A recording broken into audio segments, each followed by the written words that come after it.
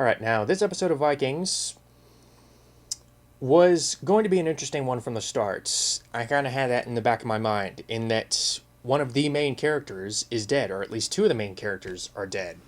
Because Siggy died a few episodes back, and Athelstan died in the previous episode.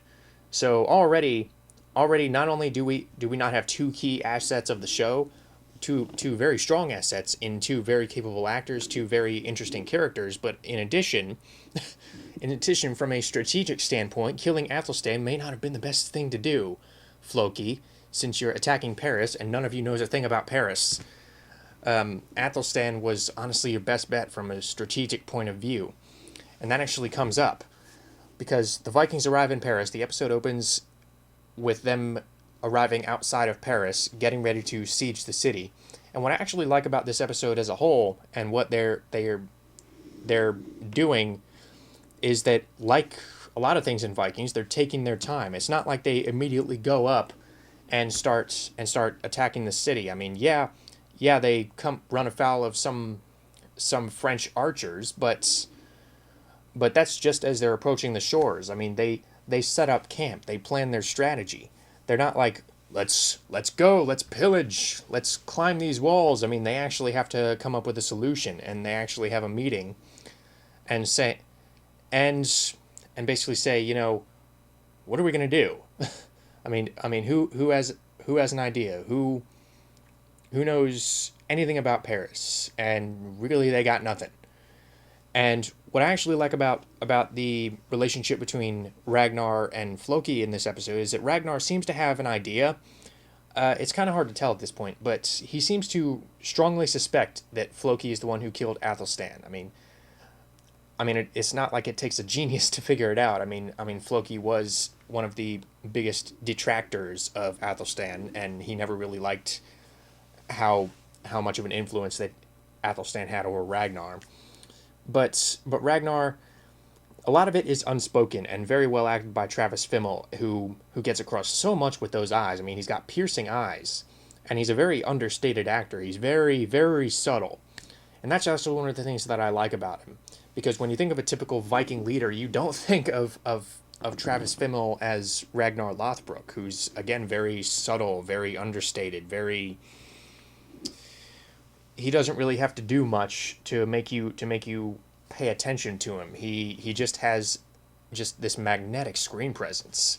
So again, sort of subtly suspecting Loki, he seems to have a very strong inclination that Loki is the one who killed Athelstan, but he never actually comes out and says it. And you really get the sense what he does in this episode is saying, Floki, I need you. You're one of my strongest allies. That's why I'm putting you in charge of this raid. And Floki's like, really? So yeah, he acts all happy, and they basically put him in charge of the raid and the subsequent council meeting. So you really get the sense that Ragnar is setting Floki up to fail. Now, how many Viking lives that takes is anyone's guess. But you really get the sense that he's basically thinking, okay, Floki, you killed Athelstan. You made this bed. Now you sleep in it. You killed our best bet in terms of forming a strategy for attacking Paris. Okay, fine. Then you take responsibility for that. So pretty interesting move on Ragnar's part. How that pans out in the following episode, which is the actual attack, is going to be interesting. It's going to be interesting to find out. But Floki basically takes it upon himself to come up with this plan. He come up with one of his inventions. He says, I will build something to get us over those walls, to get us into the city. So at the end of the episode, we learn it's a bunch of siege ladders and siege towers. So basically, he says, we attack Paris tomorrow. So again, just taking the time to actually sit down and talk about, how are we going to do this, instead of just automatically, if this was a Hollywood movie or something like that, or a Hollywoodized version of Vikings, it would just, they would just have these ladders on standby and not actually take the time to to not really, well, yeah, show viewers, the Vikings didn't actually come all that prepared. They have to actually come up with a way to get over those walls. They actually have to go through the trouble of building these ladders once they actually get to the campsites outside of the city. So that's basically what's going on with the Vikings, and at the same time in Wessex, we still are going back to Wessex for some reason. I don't know why, but I'm not complaining. The stuff in Wessex is still interesting. Princess Quenthrith of Mercia is not exactly cooperating with having Egbert as her ruler, who tells her what to do over a kingdom that she's supposed to be ruling. So basically she has killed some of the nobles that Egbert sent in cold blood. So Egbert sends Aethelwulf, his son, to go and sort things out. Basically says, force her into submission, force her to cooperate, or else we will kill her and take her kingdom from her. So we get to see Princess Quenthrith again, who is just as crazy as ever, and I just love this. I love this woman. She is just so nuts. She's crazier than Loki. Or Floki, honestly. So she just manipulates Aethelwulf, and he's desperately just trying to maintain his stoic demeanor and sense of duty, and all of a sudden she's just, and all the while she's just walking all over him and just saying, how old are you? I mean, don't you have any feelings? Can't you make any decisions for yourself? And at the end of the episode, he basically presents her with an ultimatum. I mean, she tries to come up with a strategy to protect herself because she says this baby. I mean, even though I clearly was not pregnant last time you saw me, this baby is mine. And I totally didn't pull it out of the crowd or anything, or pull it from some random mother. No, this baby is mine, and the father is Ragnar Lothbrok. So if you harm me or harm the baby, then you will force the wrath of the Northmen unto yourself. And Aethelwulf says that's not going to protect you. So, and it makes no difference. You will cooperate, and you will not keep us as hostages, Aethelwulf and his men. Because you will not keep us as hostages because you will force the wrath of my father upon you. He will not negotiate with you. So how that plays out is going to be anyone's guess who's going to break first. So yeah, I'm interested in that. Aethelwulf honestly is probably the least interesting character on the show at this point. He just seems kind of two-dimensional, honestly. But Quenthrith is still a lot of fun. Amy Bailey just plays that up so well. Just the craziness and somewhat. The best way I can describe her personality-wise is she's crazy yet somewhat horny, just 24/7.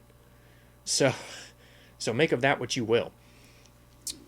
Well, at the same time, we are introduced to a slew of new characters in Paris, which I kind of knew we would be. We would be introduced to the citizens of Paris, since, the Vikings are going to attack their city. The same thing happened in Season 2 when we were introduced to the people in Wessex. We actually spent a little bit of time getting to know the characters in Wessex before the Vikings actually met them and subsequently forced them into, or at least temporary submission. So we meet a slew of new characters in Paris. There's King Charles, there's his daughter, who seems to hold most of the influence, honestly. I mean, she seems to guilt trip him into a lot of his decisions.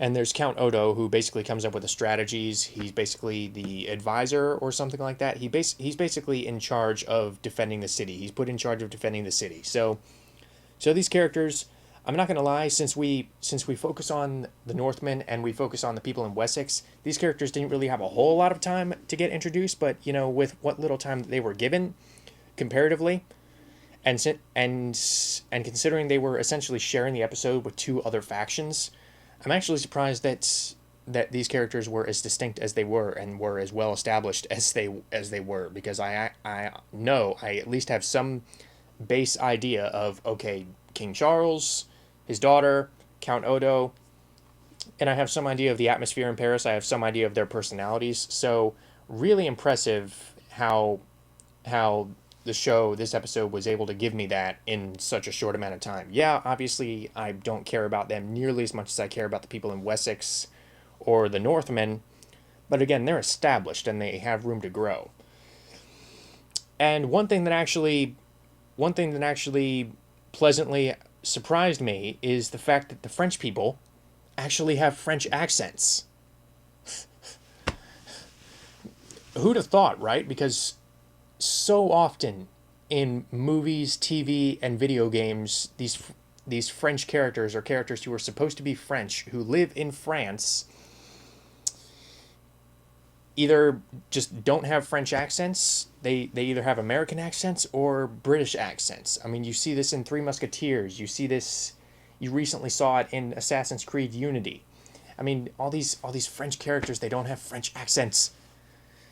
And Beauty and the Beast, Disney's Beauty and the Beast, the only French character was the candle. Was Lumiere, the candle. Yeah, the French characters are played by, from what I can tell, they're French actors. Lothaire Bluteau, I think that's how you say his name. He showed up in the opening credits. And what they actually do to sort of ease us into, I mean, obviously the French characters speak English, but they do so in a French accent. And what this show actually does, which I actually think is kind of creative, is that they start off with the subtitles. They start off with having the characters speak French, speak just normal traditional French. But after a while, it switches over to them speaking English with a French accent. And that's sort of the same thing that they did with the people in Wessex and the Vikings with the whole language barrier thing. Because we switch over to the point of view of the Vikings, the people in Wessex are speaking a foreign language. When we switch over to the people from the point of view to the point of view of the people in Wessex, then the Vikings are speaking a foreign language. So the way that they kind of handle the languages and again the historical authenticity is something that I'm really admiring about this show. So yeah, this episode really interesting, I must say. I must say. And yeah, that's all I got, except I never really thought of this episode as build-up. I mean, yeah, consciously I was thinking, okay, this episode is the preparation for the eventual siege, but this episode never really slowed down. I was never really shifting in my seat going, come on, get to the siege, get to the cool battle. This was purely setup, but it didn't feel like tedious setup. It felt like a necessary part of the story. It felt necessary that they spent so much time meeting and conversing and building these ladders. It didn't feel sluggish in the least, and that's really impressive. The fact that these characters are interesting enough and the storytelling is slick enough to where an episode devoted almost entirely to the preparation of a siege can still be interesting. So that was a pretty impressive feat. So really enjoyed this one. And the season's almost over. I'm a few episodes behind, but I am going to catch up. I have every intention of catching up because I love this show, and where season 3 is going to go from here is something that I am just itching to find out. So until then,